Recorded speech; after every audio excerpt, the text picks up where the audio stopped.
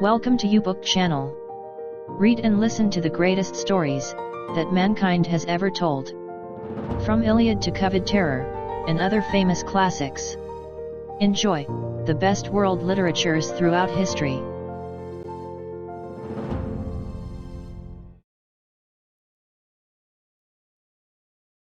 Copyright 2021. By Jerry Ducatis. All rights reserved. The Project Gutenberg ebook of The Count of Monte Cristo. By Alexandre Dumas.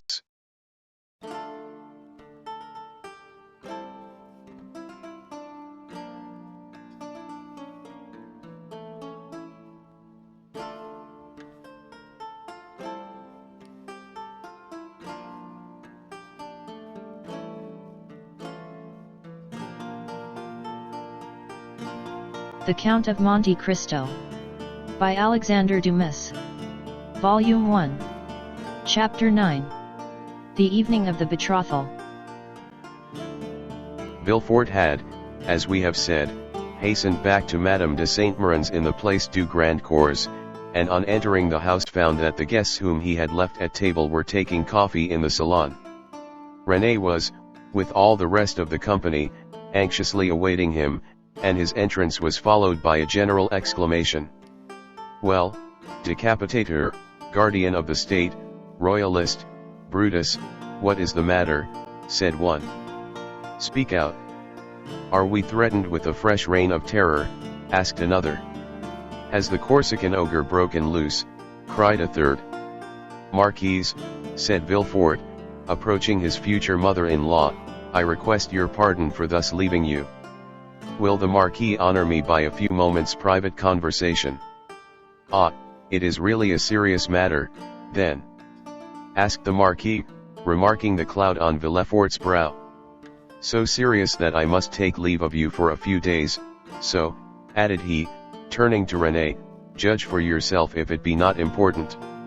"You are going to leave us?" cried René, unable to hide her emotion at this unexpected announcement. "Alas," returned Villefort, "I must." "Where, then, are you going?" asked the Marquise. "That, madame, is an official secret. But if you have any commissions for Paris, a friend of mine is going there tonight, and will with pleasure undertake them." The guests looked at each other. "You wish to speak to me alone," said the Marquis. "Yes, let us go to the library, please." The Marquis took his arm, and they left the salon. "Well," asked he, as soon as they were by themselves, "tell me what it is." "An affair of the greatest importance, that demands my immediate presence in Paris. Now, excuse the indiscretion, Marquis, but have you any landed property?" "All my fortune is in the funds. 7 or 800,000 francs. "Then sell out, Marquis, or you will lose it all." "But how can I sell out here?" "You have a broker, have you not?" "Yes." "Then give me a letter to him, and tell him to sell out without an instant's delay, perhaps even now I shall arrive too late." "The deuce you say," replied the Marquis, "let us lose no time, then." And, sitting down, he wrote a letter to his broker, ordering him to sell out at the market price. "Now, then," said Villefort, placing the letter in his pocketbook, "I must have another." "To whom?" "To the king." "To the king?" "Yes. I dare not write to his majesty."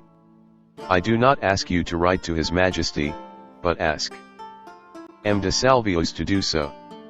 I want a letter that will enable me to reach the king's presence without all the formalities of demanding an audience, that would occasion a loss of precious time. But address yourself to the keeper of the seals. He has the right of entry at the Tuileries, and can procure you audience at any hour of the day or night." "Doubtless, but there is no occasion to divide the honors of my discovery with him. The keeper would leave me in the background, and take all the glory to himself. I tell you, Marquis, my fortune is made if I only reach the Tuileries the first, for the king will not forget the service I do him." "In that case go and get ready." I will call Salvios and make him write the letter. Be as quick as possible, I must be on the road in a quarter of an hour. Tell your coachman to stop at the door. You will present my excuses to the Marquise and Mademoiselle Renée, whom I leave on such a day with great regret. You will find them both here, and can make your farewells in person. 1,000 thanks, and now for the letter. The Marquis rang, a servant entered. Say to the Comte de Salvios that I would like to see him. Now, then, go, said the Marquis. I shall be gone only a few moments. Villefort hastily quitted the apartment, but reflecting that the sight of the deputy procureur running through the streets would be enough to throw the whole city into confusion, he resumed his ordinary pace. At his door he perceived a figure in the shadow that seemed to wait for him. It was Mercedes, who, hearing no news of her lover, had come unobserved to inquire after him. As Villefort drew near, she advanced and stood before him. Dantes had spoken of Mercedes, and Villefort instantly recognized her. Her beauty and high bearing surprised him, and when she inquired what had become of her lover, it seemed to him that she was the judge, and he the accused. The young man you speak of, said Villefort abruptly, is a great criminal, and I can do nothing for him, mademoiselle. Mercedes burst into tears, and, as Villefort strove to pass her, again addressed him. But, at least, tell me where he is, that I may know whether he is alive or dead, said she. I do not know, he is no longer in my hands, replied Villefort. And desirous of putting an end to the interview, he pushed by her, and closed the door, as if to exclude the pain he felt. But remorse is not thus banished. Like Virgil's wounded hero, he carried the arrow in his wound, and, arrived at the salon, Villefort uttered a sigh that was almost a sob, and sank into a chair. Then the first pangs of an unending torture seized upon his heart. The man he sacrificed to his ambition, that innocent victim immolated on the altar of his father's faults, appeared to him pale and threatening, leading his affianced bride by the hand, and bringing with him remorse, not such as the ancients figured. Furious and terrible, but that slow and consuming agony whose pangs are intensified from hour to hour up to the very moment of death. Then he had a moment's hesitation. He had frequently called for capital punishment on criminals, and owing to his irresistible eloquence they had been condemned, and yet the slightest shadow of remorse had never clouded Villefort's brow, because they were guilty, at least, he believed so. But here was an innocent man whose happiness he had destroyed. In this case he was not the judge, but the executioner. As he thus reflected, he felt the sensation we have described, and which had hitherto been unknown to him, arise in his bosom, and fill him with vague apprehensions. It is thus that a wounded man trembles instinctively at the approach of the finger to his wound until it be healed, but Villefort's was one of those that never close, or if they do, only close to reopen more agonizing than ever.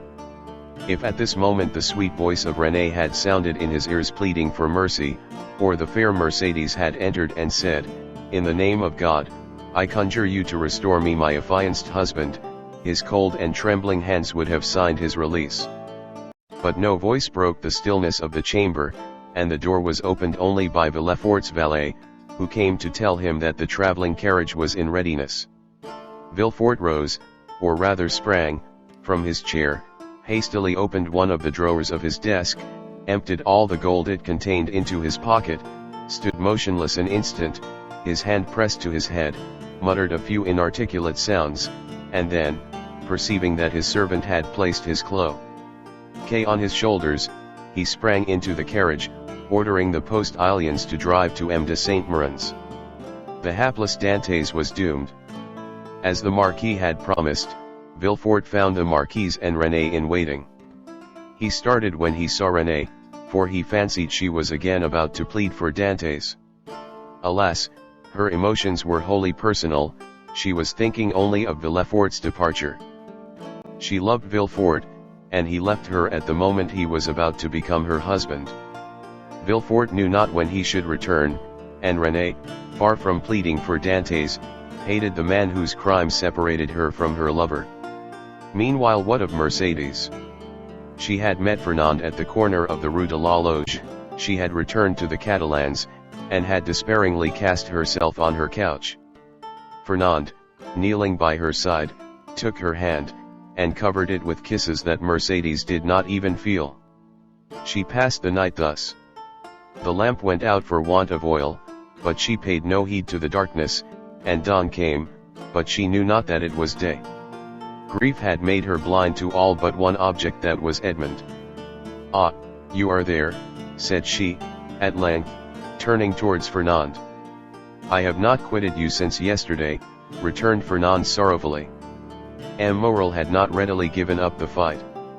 He had learned that Dantes had been taken to prison, and he had gone to all his friends, and the influential persons of the city, but the report was already in circulation that Dantes was arrested as a Bonapartist agent. And as the most sanguine looked upon any attempt of Napoleon to remount the throne as impossible, he met with nothing but refusal, and had returned home in despair, declaring that the matter was serious and that nothing more could be done. Caderousse was equally restless and uneasy, but instead of seeking, like M. Morel, to aid Dantes, he had shut himself up with 2 bottles of black currant brandy, in the hope of drowning reflection. But he did not succeed, and became too intoxicated to fetch any more drink, and yet not so intoxicated as to forget what had happened. With his elbows on the table he sat between the 2 empty bottles, while spectres danced in the light of the unsnuffed candle, spectres such as Hoffmann strews over his punch-drenched pages, like black, fantastic dust. Danglars alone was content and joyous. He had got rid of an enemy and made his own situation on the Pharaon secure. Danglars was one of those men born with a pen behind the ear, and an inkstand in place of a heart. Everything with him was multiplication or subtraction. The life of a man was to him of far less value than a numeral, especially when, by taking it away, he could increase the sum total of his own desires. He went to bed at his usual hour, and slept in peace. Villefort, after having received M. de Salvios's letter, embraced Renée, kissed the Marquise's hand, and shaken that of the Marquis, started for Paris along the Aix road. Old Dantes was dying with anxiety to know what had become of Edmond. But we know very well what had become of Edmond.